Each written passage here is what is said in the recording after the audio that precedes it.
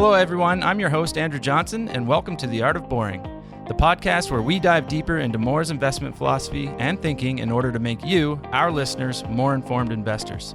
Ultimately, we hope to connect you with the people at Moore who find excitement in be boring, make money. This podcast is for informational purposes only. Information relating to investment approaches or individual investments should not be construed as advice or endorsement. Any views expressed in this podcast are based upon the information available at the time and are subject to change. All right, welcome to the podcast, guys. Thanks for joining me. Thanks for having us. It's great to be with you, Andrew. Just for our listeners' sake, the two voices that they just heard were Justin Anderson and Josh Samuel, both equity analysts on our research team here at Moore.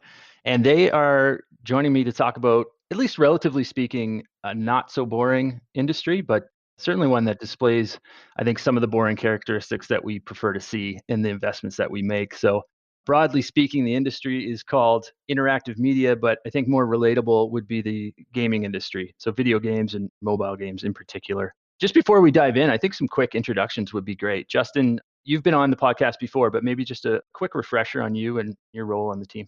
Sure, Andrew. Yeah, so thanks for having me back. It's great to be here from a distance this time. I'm used to doing this in the studio, but yeah, great to be back. In terms of my background, so I'm active on the Canadian and global equity fund teams here at Moore. So I'm actively helping the team find new ideas and monitor those ideas.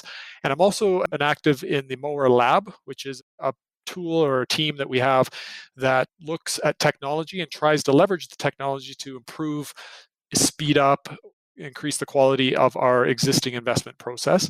And we also use the Moore Lab to look at technology stocks in a deeper way, try to get a little under the hood on some of those more technical stocks. So that's sort of a little bit of background on myself. Thanks, Justin. And Josh, I guess I should say good morning. We are recording this in the late afternoon here in Calgary, but it's morning for you in Singapore. So I guess that's the first bit of background on you, but maybe just provide us with some more on yourself. 7 a.m. to be precise. So I work with the International Equity team and also the Emerging Markets Fund. Been with Moore for about 4 years now, but I think in essence, I feel I've been with the firm longer. I kind of knew Peter Lampert when he came to Singapore in 2013. I've been following Moore since I was in university, and so it's my privilege to be finally on like our podcast or website. So thanks for having me here, because I used to track Moore a lot since when I was in school, and so finally now, hey, I'm on the podcast. It's great. So yeah, I knew about Moore in 2013. I tried interviewing for the firm in 2014.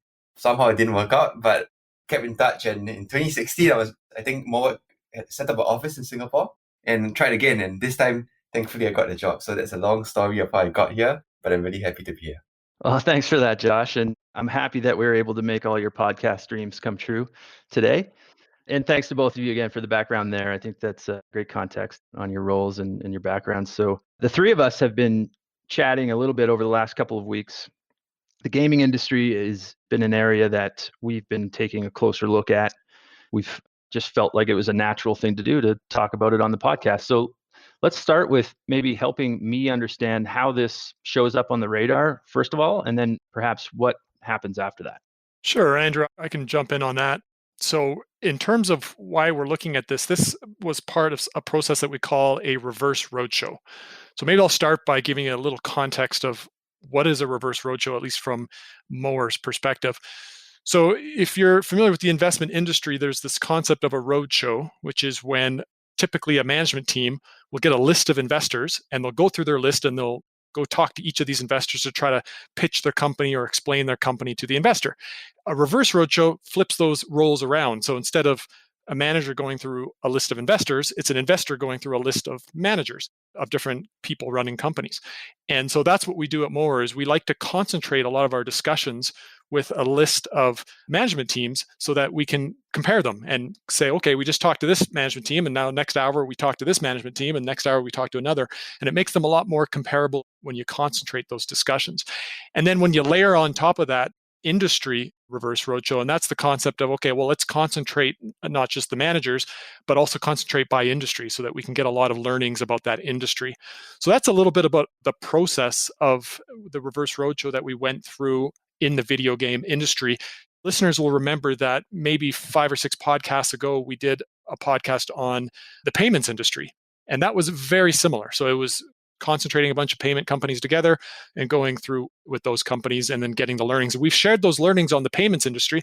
We thought, hey, we just did this with the video game industry. We may as well come back to our listeners and give them a little piece of the action, as it were. What I would add is that perhaps the process of getting to the reverse roadshow, it actually started quite a while back ago. So IEF made our first pure play investment in like a pure play gaming company back in the start of the year, which was NetEase. Before this, we've owned Tencent for years. I think what was helpful is that through our Delta process or our bathroom list process with Tencent, which we've held for, I think, even before I joined the firm, we've slowly built up our knowledge base on the mobile gaming sector. And through the bathroom list that I've been doing on Tencent, I've built up kind of like a scuttlebutt network in China, speaking to competitors and industry experts in the gaming field. And so towards the end of last year was when I think NetEase started to become on the radar, because people in Tencent, people in the onshore Chinese game developers, everyone was telling me the same story that, hey, this company is really good with innovation, they're the best in class. And so IEF, I think we decided to take a look at NetEase. That really opened the door, at least made us more comfortable with understanding the industry. And then I think from there on, as we built our confidence in pure play game developers, that kind of opened the door to looking into the whole industry and seeing, hey, is there anything else out there that could fit our investment process? That's great, guys. And I'll just unpack a few things because, Josh, you mentioned the IEF. So what you're referencing there is the International Equity Fund, or our international equity strategy, our portfolio, non-North American. You also mentioned the bathroom list and the Delta report. So maybe just briefly describe those two items.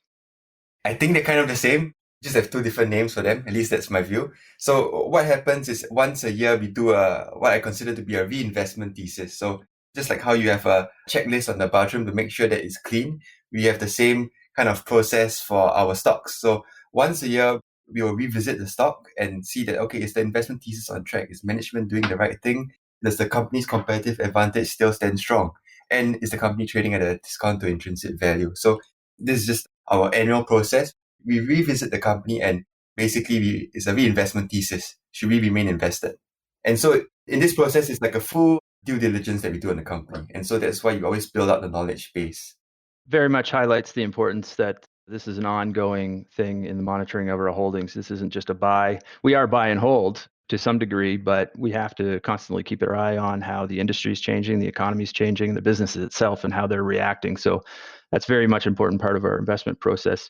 Just coming back to the topic of industries are typically not as narrow as maybe they are perceived sometimes. Usually it's a broad kind of ecosystem of interconnected parts serving very different purposes. Can you give me a high-level overview of what the gaming industry looks like today? And maybe I'll start with Josh on this one. The game industry, in terms of market size, is about 160 billion US dollars. So we're talking about revenue here. And this excludes, you could say, hyper casual games or games that are being monetized through advertising. So what we're talking about here, 160 billion US dollars, is mainly people who are purchasing the games upfront. And number two, it's in-app purchase. So that alone is $160 billion. Just for some context, this is by far the largest, you could say, entertainment industry. Television industry is probably about 105 billion. And box office, we won't use 2020 because that's unfair. But if you look at 2018, for example, it's 41 billion. So this just gives you some context as to how large the gaming industry is. And then within that, I think Justin can probably bring us through the whole value chain of what are the companies that are within it.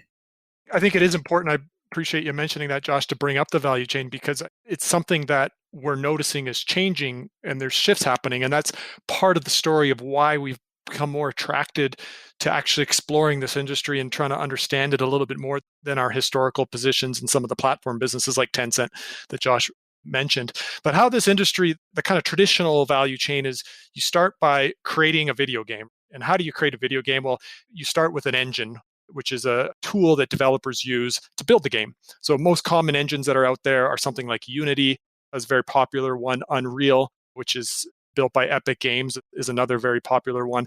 And so that's what the developer uses to build the game. Okay, now you've built the game. You're pretty happy with your game. You think everyone's going to buy it. But now you've got to go and sell it. And it's like, well, that's hard to do. especially 10 years ago, because if you wanted to sell it, well, it means you need to get your game on the shelves at the stores where gamers go to buy games. So that means you need to have a relationship with thousands of these stores if you want any kind of distribution. So that's where publishing came into play, was it would give you the ability to market the game to a broader audience. So they would come in, they would help you to market the game. So very common or popular names in there, people know about Activision, Blizzard, NetEase was mentioned, EA would be a popular, well-known publisher, Nintendo is a publisher, so they publish games. And then there's distribution. So distribution is, think of it as the final step where the gamer is actually playing the game. So you might buy a Nintendo Switch. So in this case, you're playing on a Switch. That's the distribution. The console is the distribution mechanism.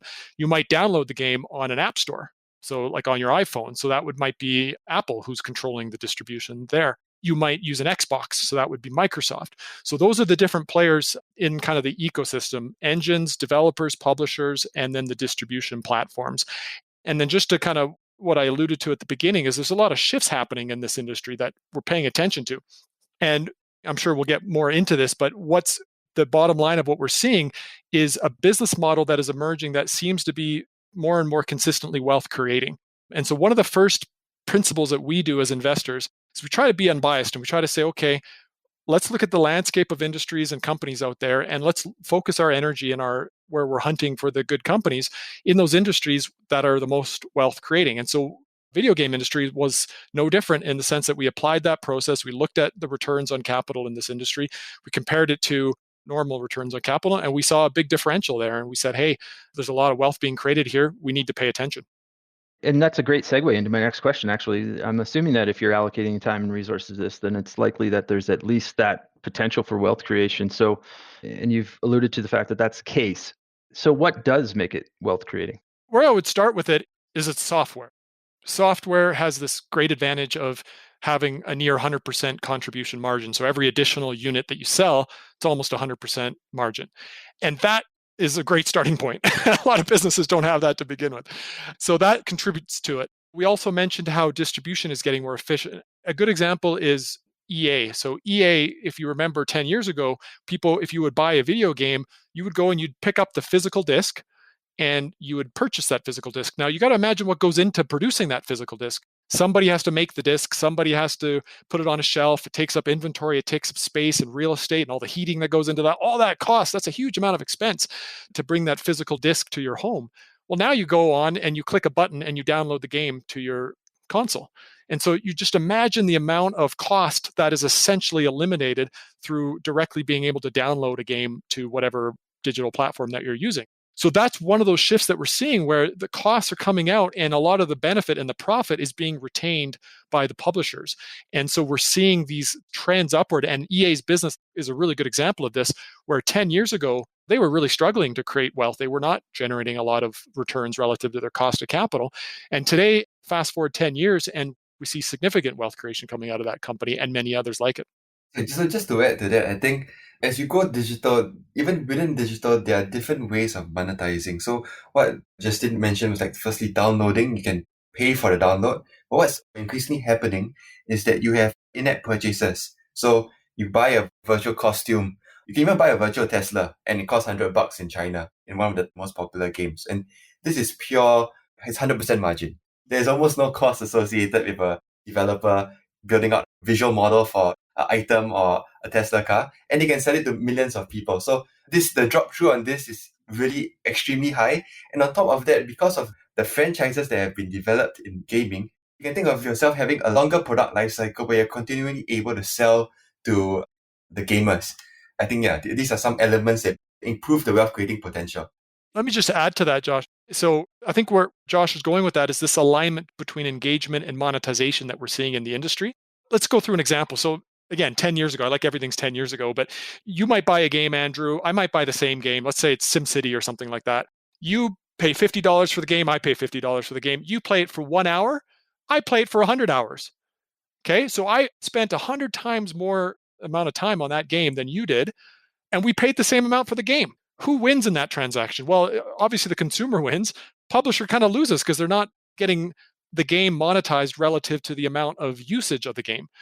Whereas now what's happening is, as Josh was mentioning, we're seeing more and more of this kind of in-app purchases and monetization mechanisms that are more aligned and correlated with the amount of engagement that the gamer has in the game. If you spend 100 hours and I spend 1 hour, you might be spending maybe not 100 times as much, but a lot more than I would be spending for the same amount of game. So that monetization efficiency, publishers are getting more and more smart about how they go about monetizing the users of the games. And so that's also causing the industry to become more attractive. What I'm going to pick up there, Justin, and anybody can come in on this, is that when you said it's becoming more and more attractive, do you mean becoming more and more attractive from an investor standpoint or more and more attractive for other competition to come in and play? It's definitely both, because competition is a very important discussion point as well. But I think, yeah, the point is that I think it's getting more attractive for the producers of the game content, because whereas before they weren't able to efficiently monetize the user, today they're building in mechanisms into the game that make it so that they can capture more of the value that they're providing to the gamer. So one of the struggles we had with this industry in the past, there was a couple struggles, but one was that misalignment. It's like you produce a hit game, but you don't necessarily monetize relative to how successful the hit is. And then the other element to this industry that we always have struggled with that makes it very difficult is historically it's been a very hit-driven kind of business model. Essentially what that means is it's very hard to predict, a little bit like a drug company or something like that, where they're producing a new drug and you don't know if it's going to be a hit or not. You spend all this money. So it's not that recurring cash flow that we tend to be more attracted to it more for the stability that offers. But one thing we are seeing, again, similar to that engagement monetization effect, is we are seeing a more recurring business model emerge. It's certainly still hit driven. I wouldn't say that it's 100% recurring business model by any stretch, but the shift in the industry is definitely into that direction of more recurring cash flows based on how the monetization is changing and how these kind of longer lived franchises are emerging. I think that's another great segue into my next topic. And I want to come back to the competition topic as well, that we can address that later. But the timeline of things that I'm familiar with is that the gaming industry really took large steps forward in terms, I guess, growth, probably in like the late 80s when the consoles arrived and the cartridges arrived and all of those things. So that's like 30 plus years ago at this point. How would you describe the growth profile of the industry now? Is it more cyclical? You did mention that it is a little bit still hit driven. So that alerts me that maybe it's still cyclical, or is there something secular happening here? Because you've also alluded to that. I think there is both elements.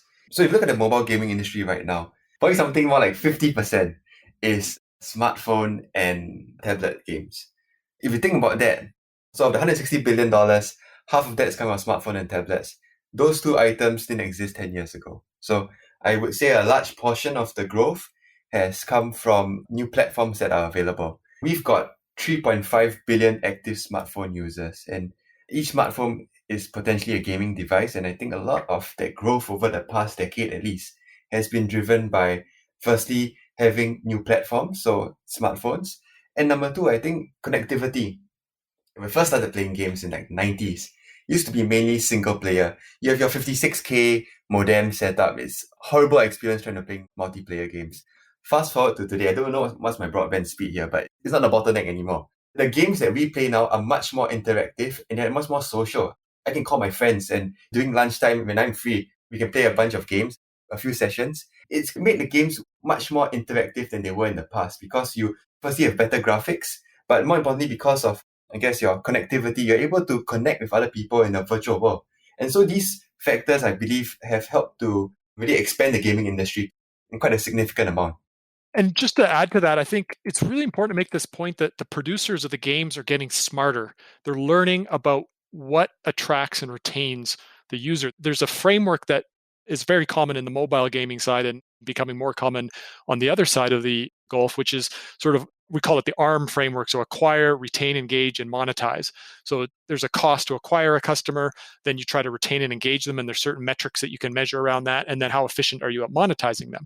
And I bring up the framework just to talk about how the industry is kind of going through this shift from, I call it from art to science. Sort of the art of the past is a little bit of, okay, you hire this amazing artist who's able to discover this great new game and attract, but there's no way to really predict how systematic he's going to be able to do that, he or she. And then as this becomes more science, it's more like, no, you apply this process and you systematically figure out what is working, what is not working using data, using big data.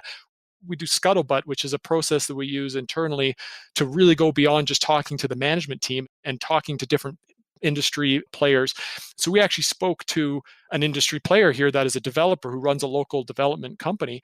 And what we learned from him was that they spend half of their resources, their people, are being spent on developers. The other half are on data scientists who are figuring out what is working and what is not working with the gamer. So there's this hyper tight connect feedback loop that's happening between the gamer engagement and the developer producing content. And what that's causing, that connectivity, is taking us away from this sort of hit-driven uncertainty to this world where the developer or the producer is producing content that is much more relevant for the gamer. So the quality is going up, and that is also driving up the growth in the industry, because where quality goes, you're going to see demand. Maybe how you can link this, what Justin just said, to wealth creating potential of the businesses. It's actually a simple formula. If you think about it, whether or not a game developer is able to create value or create wealth in terms of their investments they're making, it's going to be a function of a few factors. There's the hit rate. So what is your percentage probability of success when you launch a new game? What is your customer acquisition cost? What is your average revenue per user? And what is your long-term retention rate? These are basically just tied into whatever Justin just said, because we use data to basically optimize for all four of these factors. And they're constantly trying to improve and get the equation in their favor such that they're not spending too much on customer acquisition cost that is beyond what the lifetime value of the gamer will be. And even the lifetime value of the gamer, that's going to be determined by the use of data science to improve the retention rates. So it's throwing out the thought here, because probably later when we talk about our investments, I think this has been a useful framework to think about how we invest in developers. And just one other point I would add to the growth comment is humans, we're getting a lot more leisure time. I mean, if you look at the really big picture of how much time people spend working versus how much time they spend in leisure, I mean, there's a very explicit trend from 1850, over 150 years ago, until today, where people used to work every waking hour essentially to survive. And that number has come down to the point where, and it continues to come down through automation and through technology, that people are just, there's a lot more available leisure time. People are getting more productive, get more wealthy. And so the question is, well, what are you going to do with that leisure time? And there's lots of options for people, lots of different entertainment avenues, but gaming is a very compelling one because it is interactive media, as you mentioned at the outset, Andrew. It's a two-way experience. It's not just a consuming a movie or music. You're inputting something. They have this ability to make that experience more attractive over time. And sorry, to add to what Justin just said, this is quite interesting. On mobile, specifically, talking about increase in leisure time, mobile allows for people to play games in shorter durations of time. So what I've heard from developers is that people are playing in the toilet. They're playing when they're with their kids or family in the living room. This was previously inaccessible periods of time. You couldn't play your PC when you're with family in the living room. So this is one of the other reasons why perhaps there's more time being allocated to this, because you have these new platforms that allow you to bring the game wherever you are. I do want to pick up on a couple of things that, well, both of you said. Josh, you mentioned long-term retention rates as being a key piece or a piece of information that the developers look at. And then Justin, you mentioned the growth of leisure time available to us as human beings at this stage in society. So what do we know about the demographics of the consumers themselves or the players of the games? I don't have the numbers offhand, but my best guess is that it depends on which genre and which platform. So in Asia, I would say for more of the hardcore games, which is what we are invested in, they tend to be older demographics, because basically people who are in their 30s or 40s, they tend to have more money and able to pay for the games. And so that tends to be the case in Asia. But I would say that the younger demographics play more casual games at the moment. But I suspect that as time progresses, they will just eventually migrate from Roblox to something more like Fortnite or PlayerUnknown Battlegrounds. So I think it's in transition. I don't really have an answer, actually, to be honest, on what's the demographic split. The only thing I would add is it definitely, relative to movies and other entertainment, it definitely skews young. There's no question about that. And it does depend on the genre and title and all that. But yeah, that's actually one of the reasons you sort of do want to pay attention to it, right? Is because it is skewing to a younger generation. Younger generation is spending a disproportionately higher amount of their time on this type of entertainment. So is that a signal of the future. I mean, it's very hard to predict the future. It's not really the game we try to play here, but it's definitely something you want to pay attention to, where more and more young minds are spending time on these things. I want to come back to the topic of competition, like we were talking about. We touched on it briefly earlier. What does competition look like currently in the industry? In a word, it's fierce. This is an extremely competitive industry. It does a little bit depend on where you are in the value chain. So when we talked about the value chain at the outset, on the distribution side, it's actually relatively non-competitive because there's only a handful of companies that control that. So your big three on the consoles would be Sony, Microsoft, and Nintendo. That would be the trifecta that's really going to control the console market. Mobile is Apple and Android, which would be Google. And then on PC, it's more fragmented, but the biggest player is Steam. Valve is a private company that owns Steam, but it's much more fragmented because the direct distribution is kind of easier to accomplish. On the engine side, it's also relatively concentrated duopoly to the two engines that we mentioned at the outset, Unity and Unreal. Where there's a lot of competition is in the developer publishing side. There are a handful of AAA publishers that would be the publishers that put out the highest quality content. That group would be in the dozens, whereas something that you hear in the gaming community a lot is called the indie developer, and that stands for independent developer. It's a very long tail of people who you, Andrew, alone could go and make a game tomorrow. It might take you more than a day to build it, but the point is it's becoming more and more accessible for a long tail of people. And I think that's a really important aspect of the industry that we're really, in this research that we're doing recently, spending a lot of extra time on, is we are worried about the competitive element, especially within the content development side of it, because the platforms like Unity and Unreal are significantly reducing the cost to develop a game by standardizing and streamlining a lot of the processes that go into making a game. So for an example, now you can leverage Unity. They'll help you do your graphics. You can buy assets from their asset store. So if you need images and things like that, you can use them to run your services. So when you to host your games and to run all the stuff that before you'd have to actually code that and hire a big team to do all the development work for that. Whereas now you can just outsource it to Unity. So that makes it much faster to develop a game. So it is becoming increasingly competitive in that core content development side. So when I hear that, I hear the barriers to entry on, at least on the game development side, have come down. So in my mind, the two sort of broad scenarios that could unfold from here, and you guys can correct me if I'm wrong, is that one, competition just continues to increase and continues on the path that it's on, or this becomes an exercise in consolidation within that industry and some of the bigger guys start buying up some of these independent developers. Is that sort of the two kind of ways that this could go? On competition, I would say it's already intense. There's 950,000 gaming apps on the App Store alone, just to give you a context. That's just for mobile games. So you can imagine that on the developer and publisher side, there's already an insane amount of competition. I do think that, yeah, it's possible that I'm not sure which way it goes, but I think that recent data I've been looking at, customer acquisition costs, just because of the fact there's a flood of people coming in. I think the number was something like customer acquisition cost has gone from, so cost per install has gone from 25 cents in 2014 to now $4.85 in 2019.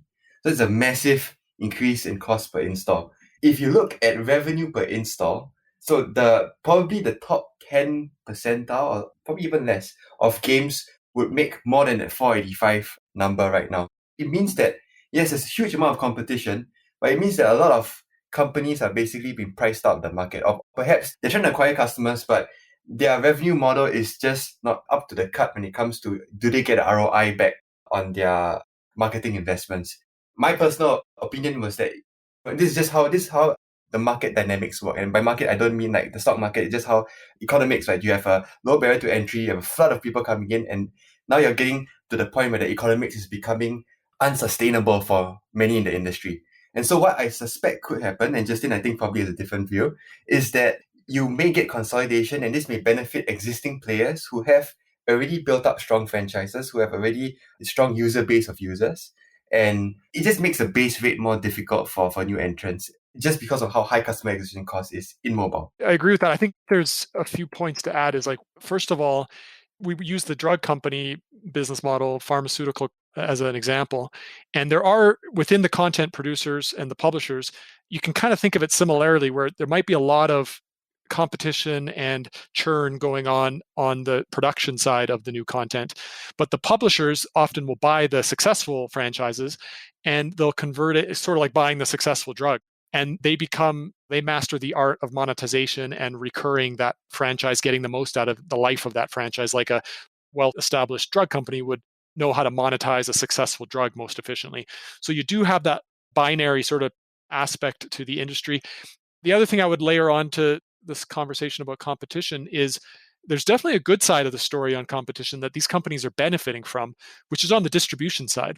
Tim Sweeney, who's the founder, CEO of Epic Games, he's kind of leading the charge on pressuring these platforms that we talked about, the distribution platforms, the Apples and the Googles of the world, to bring down their distribution cost model. Recently, we saw Apple reduce that from 30% to 15%, what they charge for distributing a game on the App Store. So that kind of competition is really benefiting. And why we're seeing that competition is because the console market, the mobile market, and the PC market, we're seeing some convergence. So, and how does that happen? So a popular game right now is a game called Call of Duty.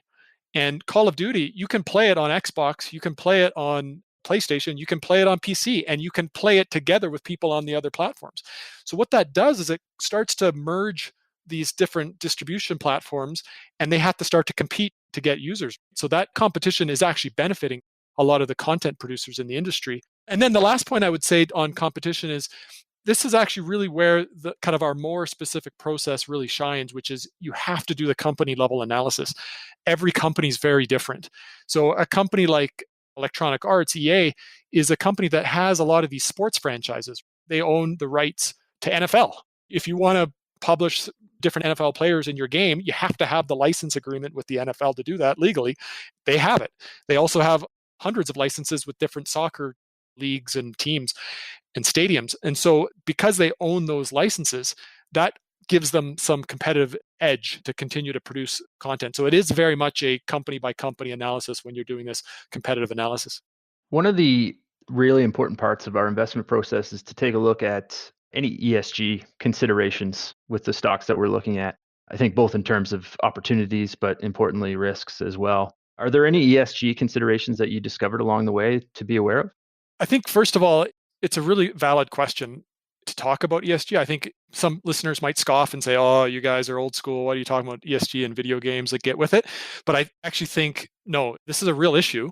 China, for example, has an example of restricting certain consoles and certain game platforms for many years. They did that, putting curfews on when people are allowed to game and that sort of thing.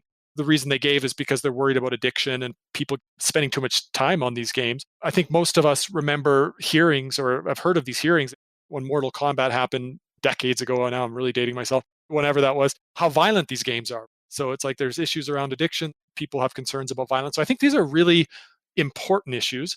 What I would add to it would be to say, I think a lot of entertainment faces similar problems. So you look at videos, Netflix, for example. A lot of people wonder, like, are people spending way too much time just watching Netflix and watching these sorts of things? Some people argue that the brain development in a video game experience is actually much better than vegetating in watching 10 episodes of something where you're not interacting with the content on Netflix. So there's arguments there. Social media right now is facing huge questions and around society that we're all facing is addiction, is like how much people are getting glued to their phones and how bad is that for our interpersonal relationships. And there's a lot of concern about that. And I really do think video games are no different in the sense that they do face these kinds of concerns that too much can definitely be a bad thing for you. So that's something that we definitely look at. Our ESG process, we take very seriously. We want to make sure that the game companies aren't going too far down the path of just trying to addict their users. But yeah, it's definitely an important issue that we do monitor, look at. Yeah, the social element is probably the biggest risk here. I think in the IEF portfolio and emerging markets portfolio, a lot of our investments we've made is in China, and it's probably top of mind for the Chinese government. Like, they don't want people to get addicted, as Justin says. And in fact, the companies are even required to have some anti-addiction measures in their phones. And it's also protection for minors, where you need to verify that you're of a certain age for you to play more than X hours a day.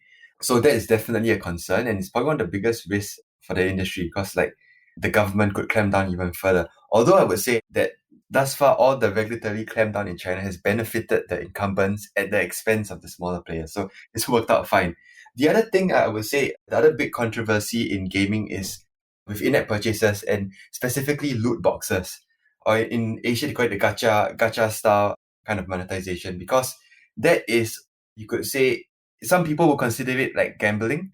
And so there is a bit of a risk where people just get overboard with trying to spend money to get a specific in-game item that they really want. I tried it out just for fun, and yeah, it's like if you want to get Thanos, for example, in a NetEase game, I figured out you probably have to spend somewhere between 100 to maybe even $1,000, just depending on how much luck you have on your side. Because it's like a slot machine. You just have to spin the thing and spin it, and then maybe you have a 1 in 100 chance or something like that of getting Thanos. So that in particular is a concern for the industry. But I would say that not many of our companies do that. So I think the key monetization route is that, like Tencent, for example, they're selling mainly in-game virtual items. And they probably do have in some of their games loot box style. My understanding is that probably most of the revenue is coming from more of the outright sale of a virtual good. A Tesla costs, I think, $100 if I recall, in their top game. I think the other thing I would add to that is we do got to be careful when we're making these kinds of judgments about what is right and what is wrong. For example, when you're buying a loot box, some players might actually enjoy that experience. They might enjoy the uncertainty that comes with it. I used to buy trading cards when I was a kid, baseball cards, and half the fun was you open up and you see what cards you got. That was kind of an enjoyable experience. I see Kinder Surprises in the grocery store. You go there and half the fun is you see what toys inside. And so there's definitely this element that we want to be careful on, that we're not just saying, okay, if it has a loot box, that's bad. It's more like, do they abuse it? Do they take it to an extreme where you really are just a gambling engine and not making it just a fun experience for the user? I think those both highlight both the nuance that is associated with a lot of what we're talking about right now, but also both of the examples that you brought up fit squarely in that camp of what we call stroke of the pen risk, which is essentially they're at risk of government regulation that could either hinder the profitability or the growth profile of the industry to some degree. All right, well, let's shift gears a little bit just before we wrap up. And I'd love to hear both of your opinions on maybe what we view as the future of gaming. Future of gaming, there's a lot of things going on here. I think one super hot topic right now is the topic of the Metaverse. Tim Sweeney from Epic brings this up. I would like to point out that actually a lot of the components of it, I would say, are probably already in existence. So I'm going to steal this from Matthew Ball. I think he wrote a very good article on the Metaverse. There's a few criteria for a Metaverse. So one is that it's got to be this thing that's persistent, it's never ending. It has to be something that's synchronous and live, so it's real time for everyone in it. 3 is that there's no real cap to concurrent participation. Number 4 is a fully functioning economy. Number 5 is omni-channel, like what Justin mentioned, where you can have people on all sorts of platforms playing with each other.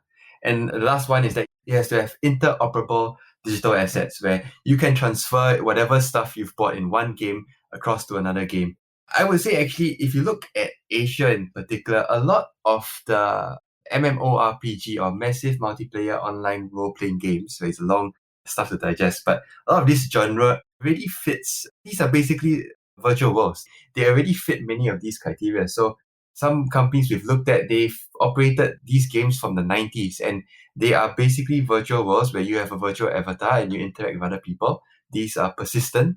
They've been around for now, you could say, 20, 30 years already. They are synchronous in life, where basically you're able to interact with people on the go in real time. And a lot of the other functions, like having an in-game economy, are already in existence. But I would say that probably there's room for these games to move further in the direction of the metaverse, where perhaps you can have the actual participants create their own content. Because right now it's the game developers that are creating content and are dropping content into games. But I think the big picture for having this metaverse is having anyone, like you could be a game player and be able to create content. I think it's starting to happen. You can see companies like Roblox, for example, where it's basically like it's a game, but it's also a game platform where you can create your own games within the game and stuff like that. And so I would say, yeah, we are moving to this direction of basically a big virtual world where you can do basically almost anything you do in the real world, but in this virtual setting. And I think this is important because it basically gives you like an alternative plane of existence where you can spend your time in a totally different environment and it's more interactive. It just increases the attractiveness of this medium. if you think about it, you compare this versus, say, sitting on a TV and watching a show. With the way where graphics are going, the engines that Justin has mentioned, you're actually starting to see you could say, real world like graphics where you really can't differentiate if this is a computer graphic or if this is a actual TV show. What's more important is you're actually in it. So I think that's very important. It's like the whole gaming industry is becoming way more interactive, where you are basically able to go into Star Wars to some extent. You can be a Jedi or whatever, and it feels so real. So I think we're moving in that direction where this medium becomes more and more engaging, more and more interactive. And I see long-term structural potential, at least from a revenue side of things. It's incredibly fascinating. There's actually a deep dive piece on Tencent in particular that I read recently by a writer named Packy McCormick. So I guess for our listeners, they can find him at packym.com. But I should note that we do not have any affiliation whatsoever with him or his work. And I say that because his newsletter is titled Not Boring, whereas our tagline is Be Boring. And I want to be very clear that there's no affiliation. I just simply enjoy his writing very much. But he described the metaverse in this way, and I actually have the quote right here because in preparation for this. So he describes it as a participant might walk through a virtual mall, buy a digital Mickey Mouse costume in the Disney store for his avatar to wear, then pop over to the food court to pick something to eat to be delivered to his physical house via Uber Eats, and then pop into a live Beatles concert on the Spotify Performing Arts Center. He can keep the concert going in his AirPods on Spotify when he wants to go for a run in the physical world. He could race against his friends in an AR Peloton-like experience, and the whole thing feels seamless. His data and purchases carry across and among physical and digital worlds. How do you incorporate the potential of something like that into an investment thesis within the companies that we're looking at in the gaming industry? Well, when you put it like that, it's interesting because it kind of ties back to when we were talking about the growth in the industry and how we compare this interactive media versus other types of entertainment. And Josh alluded to this about how much better can movies get, for example. It's like, okay, well, you can probably improve the storytelling, and we're going to be telling stories in movies. I can predict that 100 years out probably. But video games, it's like, that's a whole nother ball of yarn. It's like, who knows what's going to happen? There's this, I mean, I think that quote really nails it, and just how wacky the world could evolve, and it might not evolve that way, who knows? But it does have this optionality element to it that means that I think we really do want to pay attention to the sector. I mean, we are seeing so many potential things. When you mentioned the future of gaming and how this could evolve over time, it's like so much stuff hits my mind. It's like you talked about the metaverse. Esports is a big thing. It's evolving. It's over $1 billion industry today, which is people actually going and watching other people play games, which who would have thought? But I guess that's a thing. And now it's a big thing, and it's a growing thing. Who knows how big it gets? But you mentioned augmented reality, virtual reality. Those are mediums of entertainment that are just at their early stage. VR has actually, to some degree, been a bit of a disappointment, I think, to the gaming industry, where it hasn't materialized the way that initial projections thought it would be. And I think that's going to be the case with a lot of this stuff. It's going to be like, okay, some stuff hits, some stuff doesn't. I think in the case of VR, people are getting dizzy and they're kind of trapped inside their goggles, and it's not as nice of an experience. Maybe they'll eventually figure it out. Augmented reality has maybe more potential because you're open in the real world, so you're kind of connected. One thing that I really look at recently is the streaming concept. The idea is today everybody buys these consoles or their phones or uses a computer, but tomorrow what happens is you're just going to run all of that at a server in Azure in the cloud, and you're just going to pipe the video stream to the gamer who's going to just input commands, and then the signal will go back and all the processing will happen in the cloud rather than on the console locally. And that solves all sorts of problems like synchronization. Think about how incredibly complex a multiplayer game of 100 people is, where they're all running the game on 100 different consoles, and they have to somehow sync those consoles together through lag and issues. It's just this amazing engineering achievement. And if you could actually run it all on a single processor, like a supercomputer, it would be much more easy to sync, and it would give you a lot more options. Like instead of having 100 people, like we talk about these Epic game or Fortnite, they had this concert. But the way this concert actually worked was there was only, the instances were maybe 100 or so people per instance in the game. So you weren't actually with thousands of people, you were with 100 people, and they spun up 1,000 different instances of the concert and kind of piped the video to them. And what happens with streaming is, no, you can actually have a game with 10,000 people concurrently all in the same instance, or 100,000. The size of the game world can increase 100-fold.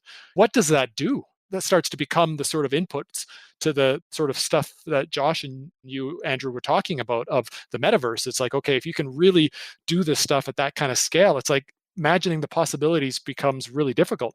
What are the implications for how we invest?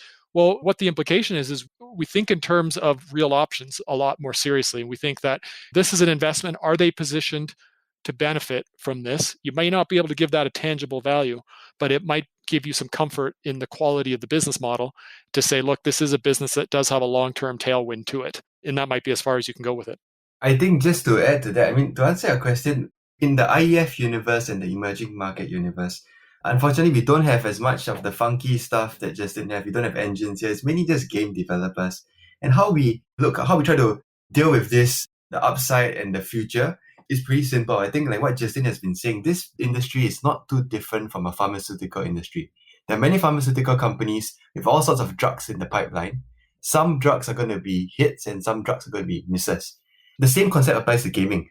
We don't try to predict what's going to be the next big hit, who's going to create the next metaverse. What we do try to do is just to look at companies and see which developers have the odds of success in their favor. And at least when it comes to developers, that's kind of the framework that we look at. And perhaps I can share there's just like 5 key success factors when it comes to assessing developers I look at when I'm trying to analyze them. Number 1, is it a distribution platform? Number 2, is there strong IP or franchises? Number 3, how good are they with live operations? So like what Justin talked about, the ability to attract, retain, and monetize. Number 4, do they have an innovative culture? And number 5, is there regulatory barriers to entry? You can just think of these 5 factors as like a checklist. So instead of trying to predict, trying to be very precisely right on the forecast, these are filters. So if we find a company that checks all 5 boxes, great. This company has really good odds of success at being wealth creating over a long term. Checks 4 is still good. And so we just kind of rank or score the companies based on, at least on the developer side, based on how many of these key success factors it's checking the boxes on, which improves their odds of success that over the long term, they're going to come out with something new, they're going to come out with something game changing, and they're going to be able to monetize it. So at least in the IEF universe, that's how I've been approaching some of the mobile game developers and trying to source for ideas there. I think that is a fantastic way to wrap things up and bringing it back to our investment philosophy and our process in particular. So thank you for taking the time to talk through this with me today. I found it very helpful in that I think I now have a fuller understanding of the gaming industry, and I believe our listeners will too. So that's very much appreciated. I also think this is something that we can come back to and talk about again at some point, because there are many layers to this, and the range of potential future states seems very wide to me. So if you're open to it, I would love to have you back. And again, thanks for spending some time with me today. It was our pleasure, Andrew. Cool, welcome. Hey everyone, Andrew here again. To subscribe to the Art of Boring podcast, go to more.com. That's mawer.com/podcast or wherever you download your podcasts. If you enjoyed this episode, leave a review on iTunes, which will help more people discover the Be Boring, Make Money philosophy. Thanks for listening.